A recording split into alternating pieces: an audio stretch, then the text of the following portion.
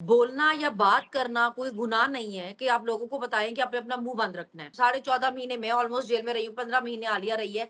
तो हमने ये जेलें इसलिए नहीं काटी हैं कि हम अपना मुंह बंद कर, हम खवतीन जो घर की बाहर निकली हैं वो हम रजीम चेंज के बाद निकले हैं। था ये जो लोगों पे इंस्टिगेशन के पर्चे कर रहे हैं कि उन्होंने वीडियोस बना बना के डाली कि जब नेट ही नहीं चल रहा था किसी ने क्या वीडियोस बना के डालनी, जिना है उसके अंदर तो हम गए ही नहीं ना। अगर हमारी इनको कोई फुटेज मिल जाती ऐसी जिसमें हम जिना उसके अंदर होते तो आपको लगता है इन्होंने हमें छोड़ना था। जब हम थानों में रहे तो थानों में सिर्फ मैं और तैयबा थी और फिर उसके बाद हमारे साथ मरियम मजारी थी, हम 3 खवातीन थी। बाकी खवातीन जो दूसरी थी उनको अलाउ था हफ्ते में वो अपने 2 या 3 दिन अपने घर कॉल कर सकती। तो उन्होंने कहा कि जी हमें हुकूमत की तरफ से सख्त सख्त इंस्ट्रक्शंस है कि इनको नहीं पीसीओ देना आप लोगों ने। इमरान खान हमें छोड़ के नहीं गया, ये हमारे लिए मैटर करता था। मदर्स होती थी या उनकी बहनें या उनकी वाइफ वो बहुत प्यार करती थी, वो बड़े उससे मिलती थी कि हाँ, अगर ये लड़कियां बर्दाश्त कर सकती हैं जेलें तो हमारे भी लड़के कर जाएंगे ना। अवाम के जो सेंटिमेंट्स है उनके हिसाब से ही बात की, पर प्रॉब्लम ये थी कि हुकूमत बिल्कुल बेशर्मों की तरह बिहेव कर रही थी और वो डायरेक्ट शेल मार रहे थे, वो रबड़ बुलेट्स मार रहे थे। तो अली अमीन साहब का सिर्फ ये था कि अगर आगे से जवाबी फायर करते हैं तो इससे तो बहुत नुकसान हो जाएगा। अब जब खान ने कह दिया है कि चाहे जो मर्जी हो आप लोगों ने पहुंचना है, तो फिर वो पहुंचेंगे। खान से मुलाकात ही बंद कर देते हैं ना, उनसे जाके बात करना, उनसे पूछना वो मुश्किल कर देते हैं। अपने घर की औरत को, अपने घर की बीवी बहन बेटी को तो हर कोई इज्जत दे देता है।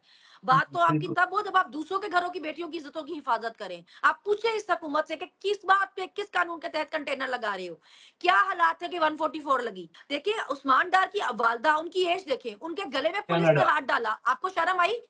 परवेज राई साहिबा की वाइफ का दुपट्टा खींचा पेपर जमा कराते हुए नॉमिनेशन, आपको तब शर्म आई? मैं सिर्फ इनको डिसलाइक नहीं करती हूँ, मुझे नफरत है इनसे। अस्सलाम वालेकुम नाज़रीन, मैं हूं आपका मेज़बान अली तारिक और आप देख रहे हैं कैपिटल टीवी। हमारे साथ इस वक़्त पाकिस्तान तहरीक-ए-इंसाफ की रहनुमा सनम जवेद साहिबा मौजूद हैं। सनम, सबसे पहले शुक्रिया आपका टाइम देने का।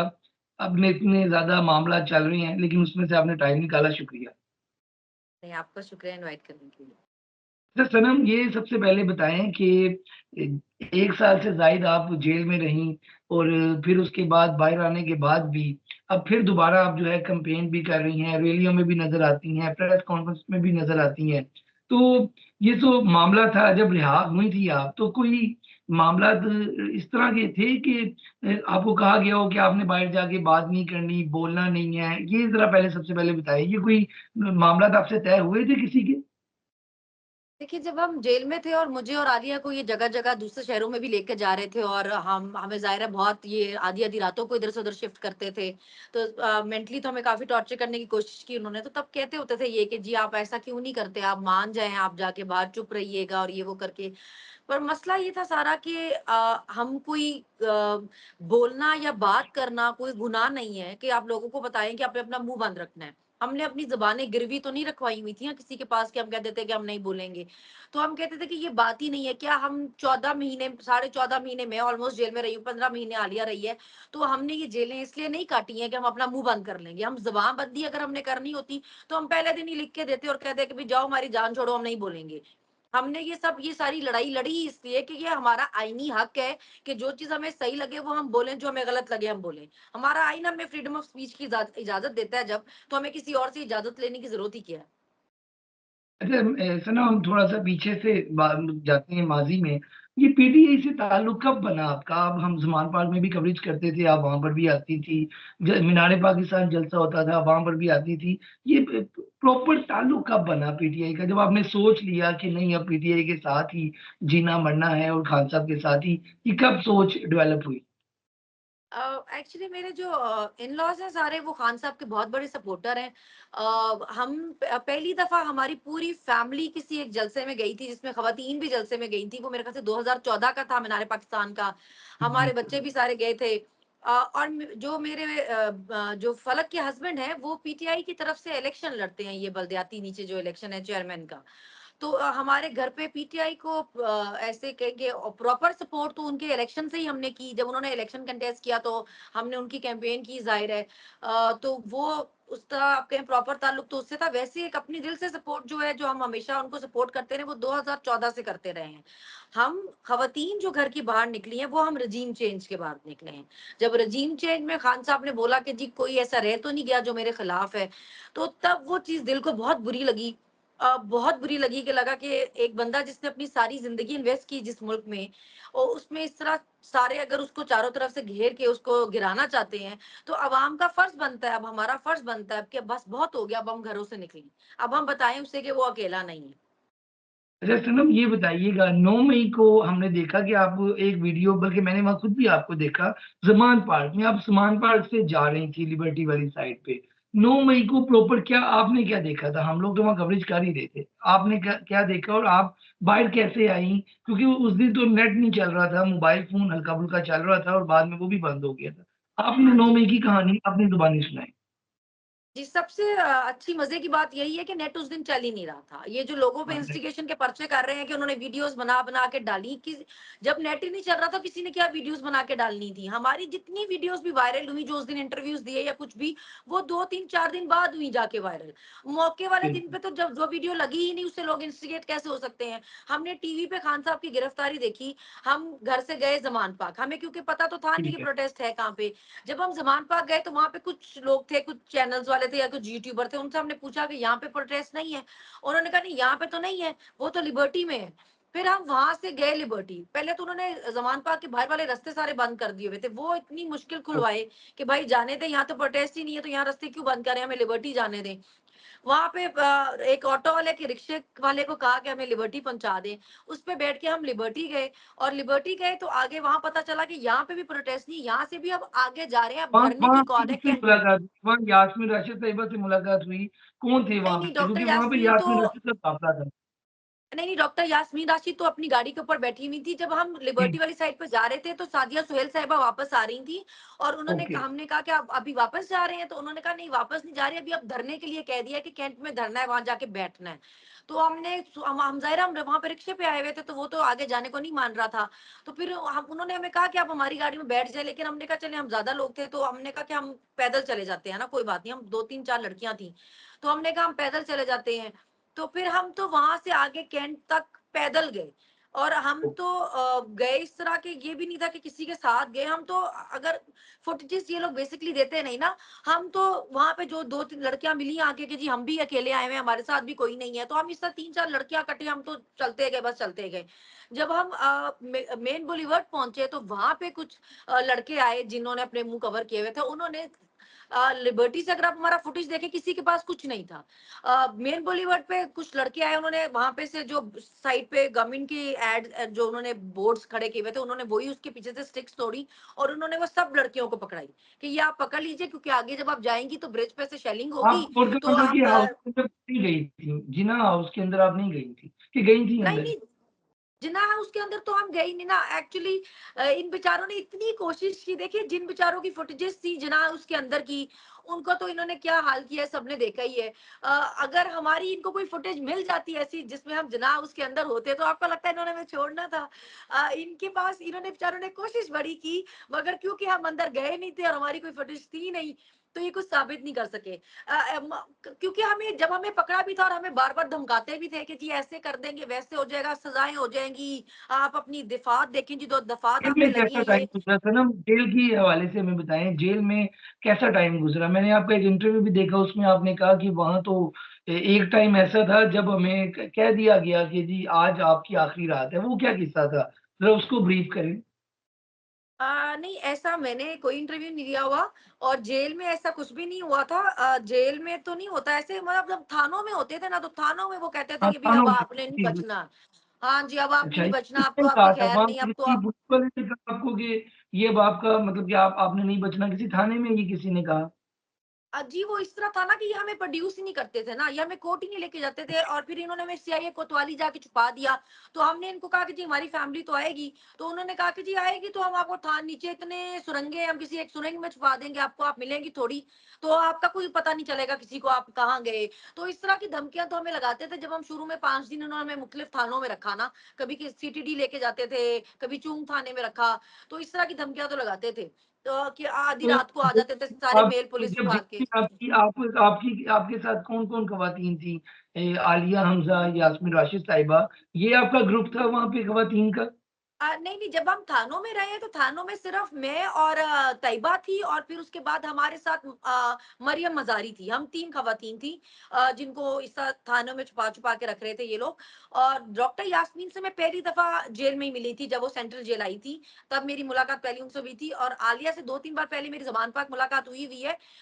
शेलिंग में वो 1-2 बार मुझे बाहर मिली थी। इसके अलावा उनसे प्रॉपर जो मेरी उनसे जान-पहचान हुई, वो जेल में ही हुई उनसे। जेल में अच्छा जेल में मतलब कि आपको खाने में क्या दिया जाता था? मुलाकातें करने की इजाज़त वाला साहब से मुलाकात करने की इजाज़त तो थी आपसे आपके, तो मुलाकातें जी। कितनी करवाते थे? कहानी अंदर की जेल की कोई बताएँ कि अंदर तो बंदे को अल्लाह ताला याद आता है, फैमिली याद आती है, तो आपके हौसले कैसे थे अंदर जेल में? ऐसा होता है कि वहाँ पे जेल में अलाउ होता है सबको हफ्ते में 1 दफ़ा मुलाकात, वो हमारी भी 1 दफ़ा मुलाकात होती थी। लेकिन वहाँ पे बाकी ख़वातीन जो दूसरी थी उनको अलाउ था हफ्ते में वो अपने 2 या 3 दिन अपने घर कॉल कर सकती थी, उनको पीसीओ की सहूलत थी। मगर हमने उनसे बहुत बार रिक्वेस्ट की थी ये कि अगर आप हमें भी ये दें कि जिस तरह बाकी ख़वातीन को मिली हुई है कि हम भी अपने घर, क्योंकि कभी कुछ हो जाता था तो हम हमारे पास कोई रास्ता ही नहीं था कि हम घर किस तरह बात कर सकें या किस तरह खबर लें कि घर पे सब ख़ैरियत है।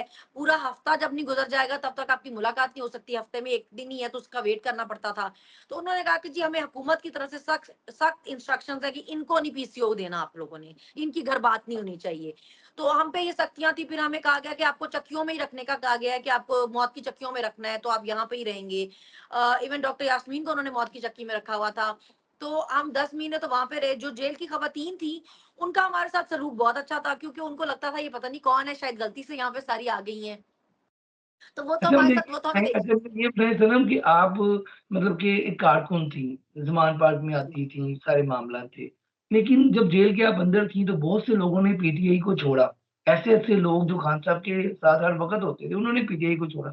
आप लोगों को ये सारी खबरें तो अंदर मिल जाती होंगी या जब आप पेशी पे आती थी। तो उस वक़्त दिल नहीं किया कि जो इतने करीब लोग थे उन्होंने छोड़ दिया है, तो फिर हम लोग तो एक आम कारकुन हैं।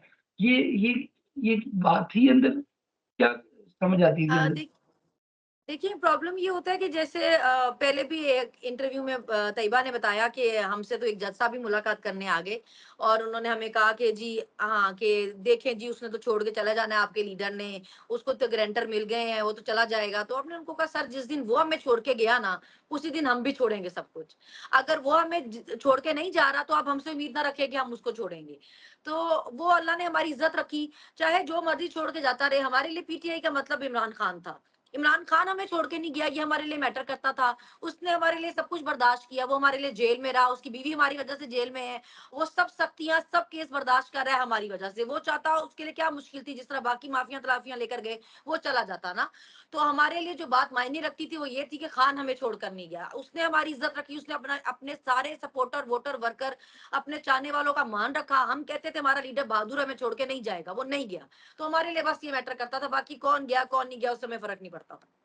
अच्छा सनम ये बताइएगा कि एक आम कारकुन से लेके अब एक सेनेट का टिकट, फिर एमएनए का और फिर लोगों ने जैसे पीटीआई के कारकुनों ने आपका वेलकम किया और हर बंदे आपसे मुलाकातें करने के लिए केपी के हाउस में भी आपसे आए सारे। ये जो सफर था आपका कारकुन से लेके एक लीडर तक का, रहनुमा तक का, ये इसको कैसे आप देखती हैं? कभी आप सोचती हैं इस हवाले से या आपको उम्मीद थी कि ऐसा वेलकम मिलेगा लोगों का, पीटीआई वालों का ऐसा प्यार मिलेगा?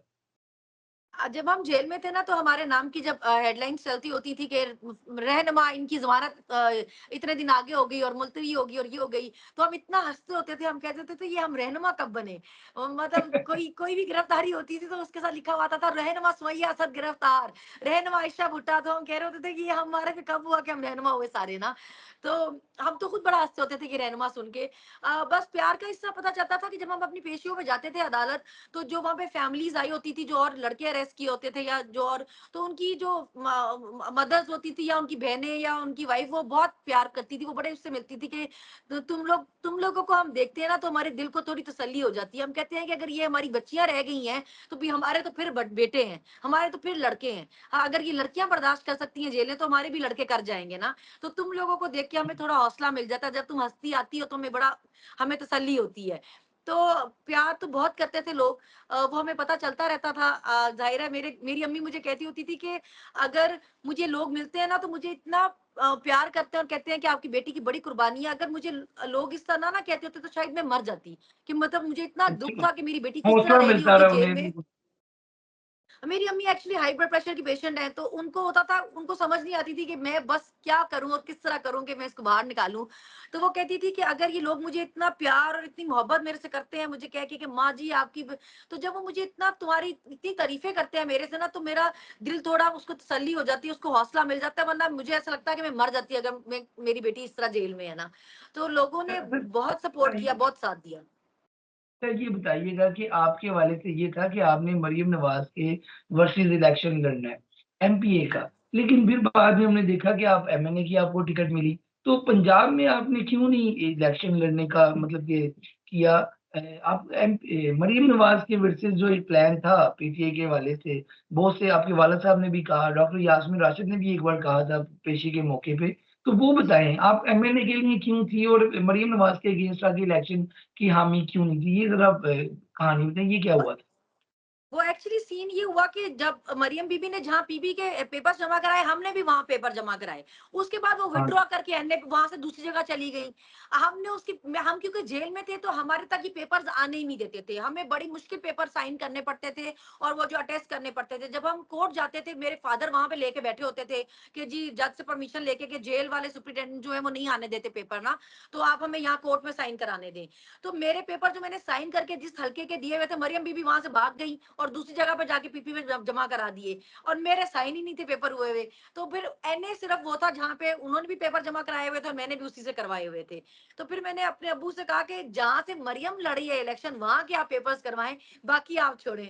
तो वो 119 से करवा रही थी। तो फिर हम सुप्रीम कोर्ट में भी 119 के लिए ही गए, सुप्रीम कोर्ट तक गए, हमने वहां तक फाइट किया 119 के लिए। लेकिन फिर वो मेरे पेपर तो वो ऐसे हर जगह से वो डिस्क्वालीफाई करते गए कि मैं सुप्रीम कोर्ट तक जाना पड़ा। और सुप्रीम कोर्ट से भी सिर्फ 8 दिन पहले पेपर एक्सेप्ट हुए। उतनी देर तक शहजाद फरूख साहब को टिकट मिल गई हुई थी। अच्छा सनम ये बताओ कि जेल से इमरान खान साहब कैसे रिहा होंगे? आपको क्या लगता है?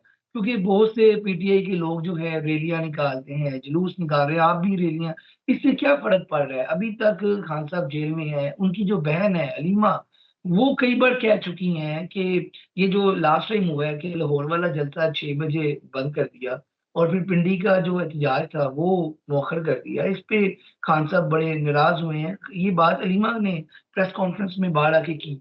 तो आप क्या समझती हैं? कारकुन अभी क्या समझते हैं कि खान साहब कैसे बाहर आ सकते हैं जेल से? क्या राय है इस हवाले से? देखिए, ये तो सबको पता ही है, उन्होंने वही जो अवाम के जो सेंटिमेंट्स हैं उनके हिसाब से ही बात की, क्योंकि हम लोग तो खुद वहां पे थे और हम तो सुबह से थे ना। हम सबसे पहले बल्कि हम लोग गए थे। तो वहां पे लोग बहुत नाराज थे, वो इतने नाराज थे, वो कहते थे कि हमने नहीं जाना आज, हम यहीं बैठे हैं। इवन ये तो सबने रिपोर्ट किया, अली अमीन साहब की गाड़ी सब घेर के बैठ गए थे, वो कहते थे हम भी यहीं बैठे हैं, आप भी यहीं बैठे हैं।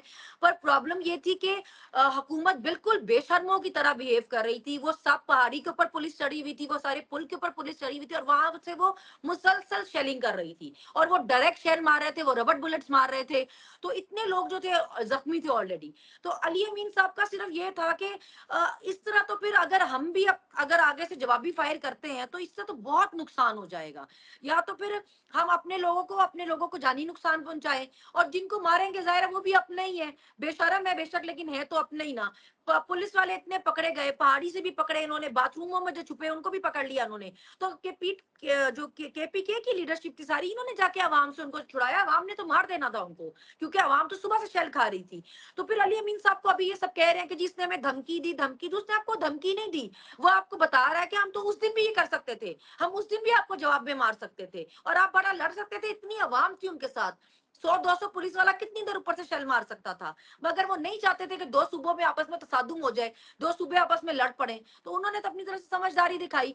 लेकिन अवाम बहुत नाराज थी, इतनी नाराज थी, वो कहते थे चाहे जो मर्जी हो अच्छा जाए, हमने वापस नहीं जाना। अवाम पुलिस से तो नाराज थी सनम, लेकिन अवाम जो है पीटीए की क्यादत से भी तो नाराज है ना। पीटीए के जो अपने कारकुन हैं वो इस वक्त पीटीए की क्यादत से नाराज नहीं है, क्योंकि देखें जलसा लाहौर में होता है, 6 बजे बंद हो जाता है, आप खुद वहां पे थी और कहाँ कहाँ से लोग आए थे। पीटीए तो फेमस है, पीटीए का तो ये कह लें कि पॉलिसी होती है कि हेजिटेट करना है, मजम्मत करनी है। लेकिन अगर पीटीआई भी अच्छे बच्चों की तरह 6 बजे लाइट ऑफ करके चली जाएगी तो फिर जो कारकुन है वो कहाँ जाएंगे? वो तो इस तरह आपको लगता है इस तरह खान साहब रिहा हो जाएंगे? ये क्यादत ठीक कर रही है पीटीआई की? जी देख जो फिलहाल हालात है मुझे लगता नहीं कि ये लोग वो लोग हैं जिनको आप बार-बार अच्छा बन के दिखाएँ, क्योंकि वो जो सलूक आपके हाँ, साथ कर रहे हैं उस पे फिर इतना ओबीडिएंट होने की वैसे ज़रूरत तो नहीं है। बाकी क़यादत क्या सोच रही है वो मुझे नहीं पता। आम आवाम के हिसाब से मैं देखूँ तो लोग उस दिन भी बहुत ना नाराज़ थे। लोग उस दिन लाहौर जलसे वाले दिन भी बहुत नाराज़ थे और केपी जब पहुँचा तो सब लोग नहीं थे वहाँ पे। तो वो बेचारे भी बहुत डिसअपॉइंटेड थे कि हम वहाँ हाँ, से चले और पता नहीं क्या-क्या रुकावटें हटा के हम यहाँ तक पहुँचे और आगे सब गायब हैं। लेकिन वो ये होता है कि कुछ चीज़ें जो वो अपने तरीके से क़यादत देख रही है क्योंकि पार्टी का अपना एक डिसिप्लिन है। अब जब खान ने कह दिया है कि चाहे जो मर्ज़ी हो आप लोगों ने पहुँचना है, तो फिर वो पहुँचेंगे। अब मसला ये है कि ये क्या करते हैं कि खान से मुलाकात ही बंद कर देते हैं ना। ये जाने ही नहीं देते, ये 1-2 लोगों को जाने देते हैं। खान का मैसेज जो है वो उनसे जाके बात करना, उनसे पूछना वो मुश्किल कर देते हैं। तो अपने आप में डिसीज़न लेना क़यादत के लिए शायद थोड़ा मुश्किल है। वो खान की उस पे रहते हैं। अब खान ने कहा है कि जी हर हाल में अगर इस्लामाबाद पहुँचना है तो अब क़यादत भी पहुँचेगी, अवाम भी पहुँचेगी। अब इंशाल्लाह सब पहुँचेंगे और मज़म्मत तो करनी पड़ेगी क्योंकि अगलों को मुफ़ाहमत की ज़बान समझ ही नहीं आ रही। तो मुझे ये भी बताएँ लास्ट पे अब ये कि अब जैसे कि डी चौक पहुँचने की कॉल दी गई है, तो डी चौक पे भी पहुँचेंगे जैसे पहले हुए रास्ते बंद, वो भी आज से ही बल्कि रास्ते तो बंद हैं, कंटेनर्स लग गए हैं, तो फिर क्या हिकमत अमली होगी? लोगों को अभी से पकड़ना शुरू हो गया है, आपके घर भी मेरा ख़्याल रेड्स वग़ैरह हुई हैं, बहुत से लोगों के घर हो रही हैं, तो वो फिर कैसे सारा प्लान करेंगे? पीटीए के पास क्या हिकमत अमली होगी इस हवाले से? सनम इस हवाले से बताएँ ज़रा। देखिए पिछली दफ़ा भी यही हुआ था कि क्रेन सारी साथ थी, सब साथ थे पर सिर्फ़ वो नहीं ये चाहते थे कि हम जवाबी उस तरह फायर करें। भई आप के मतलब हम मैं तो केपीके में ही हूँ, मेरे घर पे रेड बेशक होती रही, उनको हज़ार दफ़ा उनको मेरे पेरेंट्स बता चुके हैं कि भई वो तो इधर नहीं है। फिर भी उनको शौकिया मेरे घर पे रेड करने का शौक है मेरे ख़्याल से, वहाँ मुँह उठा के पहुँच जाते हैं, हर किसी के घर घुसे हुए हैं। मगर आपको ये समझना पड़ेगा कि ये एक जमहूरी मुल्क है, जलसे हो, रैलियाँ हो, एहतजाज हो, जो मर्ज़ी हो, इसकी आईन इजाज़त देता है। या तो आप आईन में लिखवा दें कि जी एक पार्टी को हमने इजाज़त नहीं देनी, बाकी सबको इजाज़त है। तो ठीक है। और 144 को ऐसे इस्तेमाल करते हैं अपने फ़ायदे के लिए जैसे कोई इनकी ज़ाती चीज़ हो। जहाँ पीटीआई निकलने के लिए कहे वहाँ 144 लगा दें और ये जितने अदालतें ये काज़ी साहब जो हमारे काज़ी फ़ाइज़ साहब जो चीफ़ जस्टिस ऑफ पाकिस्तान हैं, आप ये कह के अपनी जान नहीं छुड़ा सकते कि जी मैं तो सोशल मीडिया ही नहीं देखता, आपके घर के अखबार नहीं आता, टीवी नहीं लगता, आपको कोई बताता नहीं मुल्क में क्या हो रहा है। किस तरह औरतों को ज़लील किया गया, जिस तरह लोगों के घरों में घुसा जाता है, उनकी माँ-बहनों, बेटियों को उठाया जाता है, जिस तरह गिरबानों में हाथ डाले गए, दुपट्टों पे हाथ डाले गए। किसी ने आपको नहीं बताया कि आप सोमोटो ले लें, आप शर्म करें। अपने घर की औरत को, अपने घर की बीवी, बहन, बेटी को तो हर कोई इज़्ज़त दे देता है। हुँ, बात तो आपकी बिल्कुल। तब हो जब आप दूसरों के घरों की बेटियों की इज़्ज़तों की हिफाज़त करें और अल्लाह ने आपको इतना बड़ा ओहदा दिया, आप इंसाफ के सबसे बड़े मनसब पे बैठे थे। आपकी क्या सिर्फ ये कारकर्दगी थी कि आप कह के ये जान छुड़ा लेते कि मैं सोशल मीडिया नहीं देखता। अभी नहीं देखते थे तो तब नहीं देखते थे तो अब देखें, अब देखें मुल्क में क्या हो रहा है। आप पूछे इस हुकूमत से कि किस बात पे, किस कानून के तहत कंटेनर लगा रहे हो? क्या हालात है कि 144 लगी? क्यों लगाई? क्यों लोगों की गिरफ्तारियाँ होती है? किस बात पे ये नज़रबंदियाँ होती हैं? नज़रबंदी तो ऐसे है जैसे मज़ाक है। मेरे अब्बू को उठा के नज़रबंद कर दिया, पीटीआई से ताल्लुक कोई नहीं हाँ उनका। जी। 3 दिन उनको जेल में रखा। तो आप चीफ जस्टिस हैं, आप शर्म करें। आपको ये पता है कि आपने बहुत जल्दी फ्लोर क्रॉसिंग के लिए कैसे आपने समात फिक्स करनी है, मगर आपको 2 साल से जो लोगों के साथ हो रहा है वो नजर नहीं आ रहा। उसके लिए आपने एक समात फिक्स नहीं की। आपने एक बार नहीं शर्म की, आप कहें कि पूछूं कि भी मैं देखूं ये मेरे मुल्क में क्या हो रहा है, मेरी खवातीन के क्या साथ हो रहा है। डॉक्टर यास्मीन इनके लिए कहती होती थी ये बलोची है, चाहे जितना मर्जी हमारे अगेंस्ट हो मगर फिर भी गैरतमंद होगा। ये आपकी गैरत है कि आपको अपनी बीवी की तो अच्छा, इज्जत का अच्छा पता था सनम कि ये मेरी मुझे बीवी के बताएँ खिलाफ रेफरेंस क्यों आ गया, बाकी किसी का नहीं पता आपको। सर, मुझे अब ये बताएँ अब इस वक़्त सीएम जो पंजाब में है मरीम नवाज़ साहिबा हैं। क्या समझती हैं अब आप? अब वो भी एक औरत हैं, तो औरतों के साथ जो जेल में हुआ ये जो सारा मामला चल रहा है, आपको नहीं लगता कि इस वक़्त उन्हें कर्टसी दिखानी चाहिए? या आप पीटीआई के जितने भी खवातीन हैं, क्या समझती हैं इस वक़्त मरीम नवाज़ को ग्रेस का मुज़ाहरा नहीं करना चाहिए था कि वो कम से कम ये जो खवातीन रहनुमा हैं इनको जब जैसे इस्लामाबाद में हमने देखा पिंडी में कि एक 80 साला खातून को उन्होंने अरेस्ट किया। ये सारे मामलात पे क्या कहेंगी आप? उनको सिर्फ इतना पता है कि उन्होंने खुद औरत कार्ड कैसे खेलना है। आप उनकी अपनी ज़बान देखें, वो कहेंगी नशई है, नशे करता है, जैसे कब्रिस्तानों में नशई नहीं पड़े होते, ये वैसे पड़ा होता है। ये जब इसके घर पुलिस आई ना, ये चारपाई के नीचे घुस गया। अभी जवाब में अगर उसको कहें कि भई ओए मरियम तुम मेरा इतना नाम क्यों लेती हो? तो वो कहेगी हाय हाय मुझे इसने ओए कह के मेरा नाम ले लिया।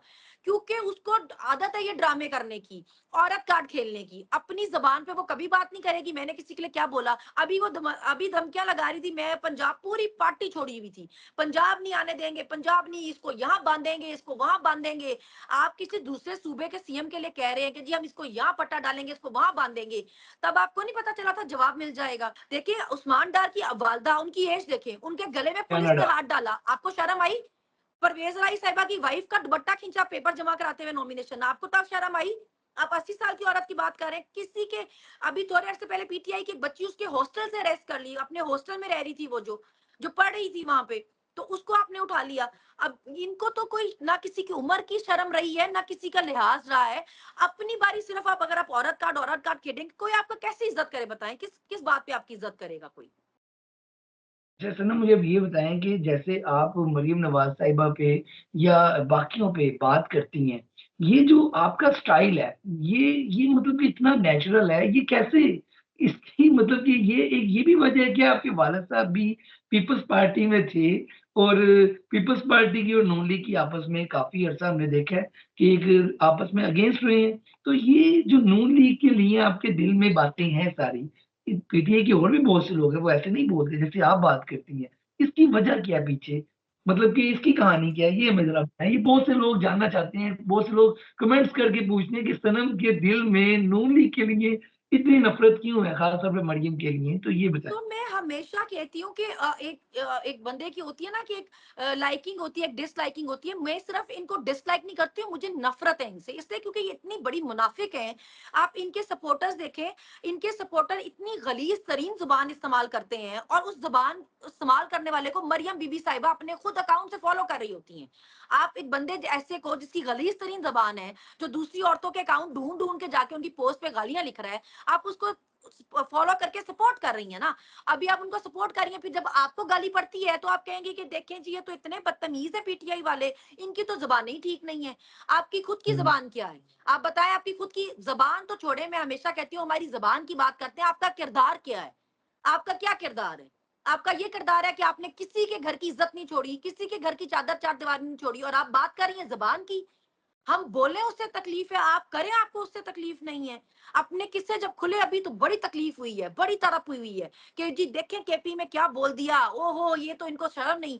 आप किसी की बीवी के पर्दे का मजाक उड़ाती रही, उसको जादू टोने वाली, पिंकी पीरनी, तवीज धागे, घरों में हड्डियां जलाती है, गोश्त फेंकती है। एक खातून को तो कुरान दे के छोड़ा हुआ है टीवी शोज पे कि जी बच्चों को भी जिबा करती थी।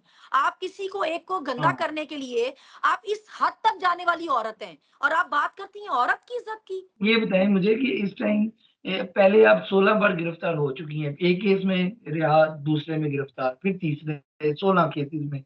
अब दोबारा भी रेड्स हो रही हैं। अभी कल कोई पता नहीं कि आप दोबारा पुलिस आपको अरेस्ट कर ले, तो आपको बिल्कुल भी अभी डर नहीं है इस बात का कि दोबारा अरेस्ट हो जाएँगी आप? या ये जो डर या ये जो चीज़ होती है अरेस्ट होने की, ये दिल से निकल चुकी है, इसकी वजह क्या है? अभी ना मैं क्योंकि केपी की आई हुई थी, तो मुझे लाहौर में क्योंकि हमारा जलसा था तो हमने डोर टू डोर कैंपेन की थी। तो मुझे मैसेज आया कि आप कब लाहौर वापस आ रही हैं, अभी आप आ जाएं तो हमने डोर टू डोर नेक्स्ट के लिए शुरू करनी है। तो मैंने आगे से मजाक में हंस के बोला, मैंने कहा क्यों, अब कौन से इलाके का एसएचओ सस्पेंड कराना है तुमने? तो वो मुझे कहने लगे कि आप जो जो एसएचओ हमें पसंद नहीं होगा ना, हम तुम्हें उसके उसके इलाके में भेजेंगे कैंपेन करने। जब कैंपेन करके जाओगी, अच्छा उस एसएचओ से तो जान छूटेगी। मतलब मेरे से तो ये इतना इनसिक्योर और डरते हैं कि ये क्यों कैंपेन करके गई, इस चक्कर में इन्होंने 2 एसएचओ सस्पेंड कर दिए, और उसका गुस्सा मेरे मुंह पे निकाल रहे हैं कि जी तुम्हारी वजह से सस्पेंड हुए, कि जी तुम्हारी बेटी कैंपेन करके गई तो हमारे पेटी भाई सस्पेंड हो गए। वजह कहानी भाई पीछे ये थी। हाँ जी, वो हम निचले गए और इचले वाले को सस्पेंड किया, और मॉडल टाउन गए तो मॉडल टाउन वाला सुना है सस्पेंड किया। तो भाई मेरी वजह से सस्पेंड नहीं हुए। तुम लोग इतने डरपोक हो, इतने पालतू हो, तुम्हें ऑर्डर मिलता है किसी के घर में घुसो, घुस जाते हो। तुम पूछते नहीं हो कि भाई किस कानून के तहत घुसे।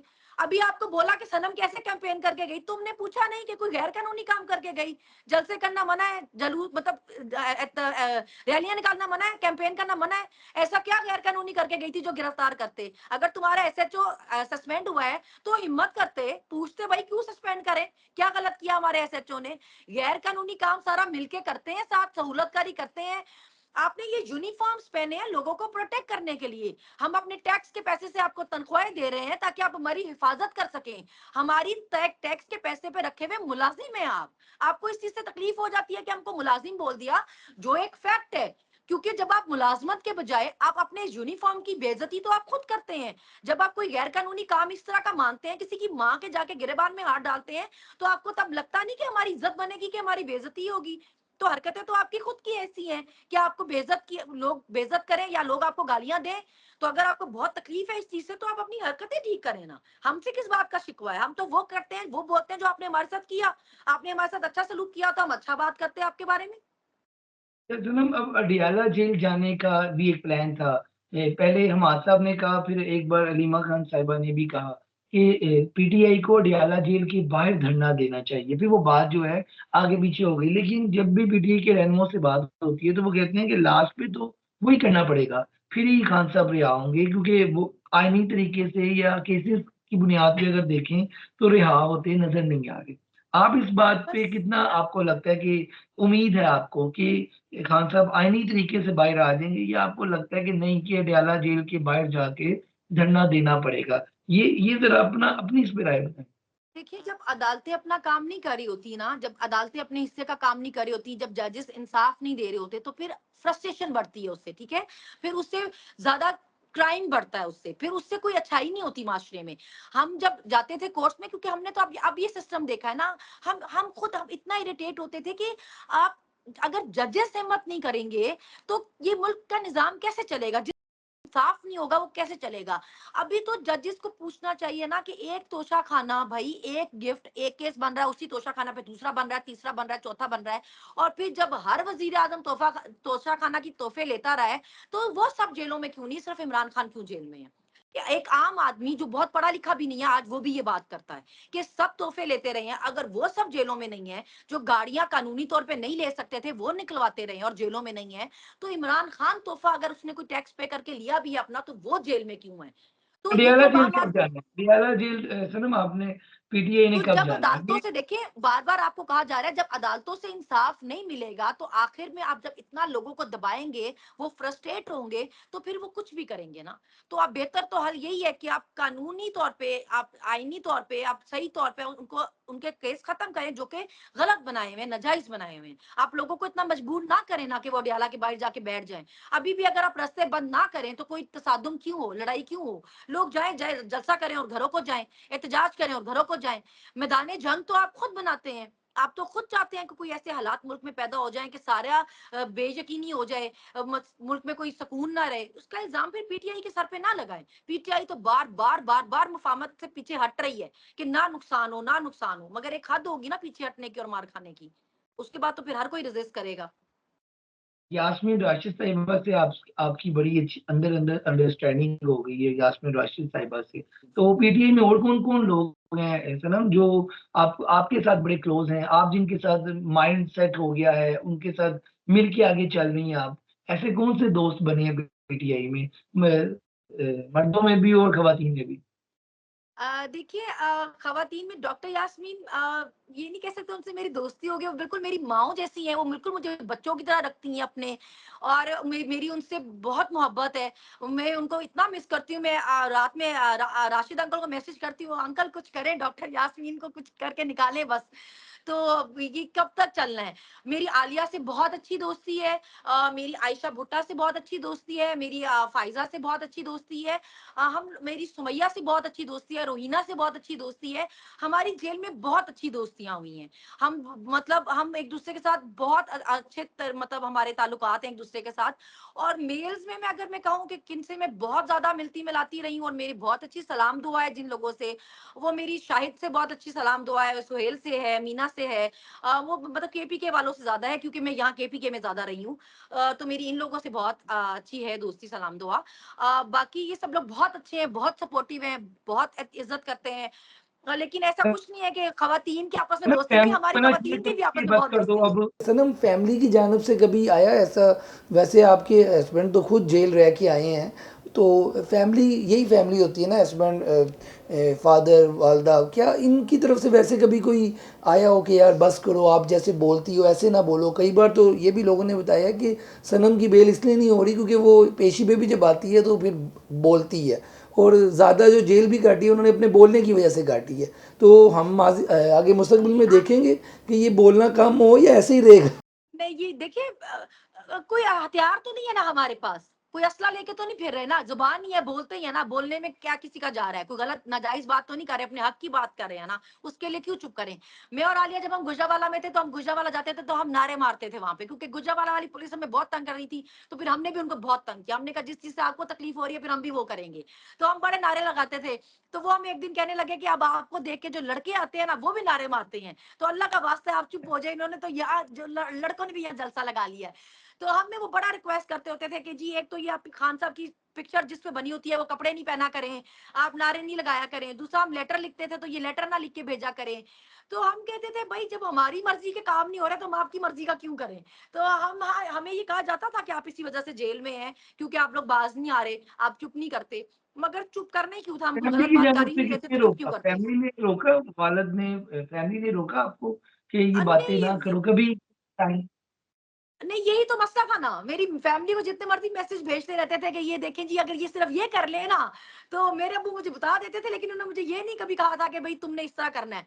वो कहते थे भई ये मैसेज अच्छा, दिया है, लेकिन जो दिल करता है करो। तो मेरे तो अब्बू को जब इन्होंने अरेस्ट किया, मेरी अम्मी ने मुझे कॉल की। मेरी अम्मी ने मुझे बोला कि बेटा ये मैक्सिमम था जो ये कर सकते थे, तुम्हारे अब्बू को ले गए हैं, अभी इससे क्या ज़्यादा क्या करेंगे? मुझे भी ले जाएँगे, चलो कोई बात नहीं। तुम्हारा जो दिल करे करो, जो दिल करे बोलो, इन छोड़ना मत अभी इनको। तो मेरे अपने अब्बू को मैसेज भिजवाया, नज़रबंदी में थे क्योंकि कोई राब्ता नहीं हो सकता था। तो मैंने बड़ी मुश्किल से, अभी मैं नाम तो नहीं बता सकती, किसी को कहा कि सिर्फ़ हमें इतना पता करके बता दें कि वो ठीक है ना। वो शुगर पेशेंट हैं तो उनकी दवाइयाँ भी नहीं देने दी, उनका सामान भी नहीं देने दिया। तो मैं मुझे मुझे बहुत अफ़सोस था कि ऑब्वियसली मेरी वज़ह से वो अरेस्ट हुए।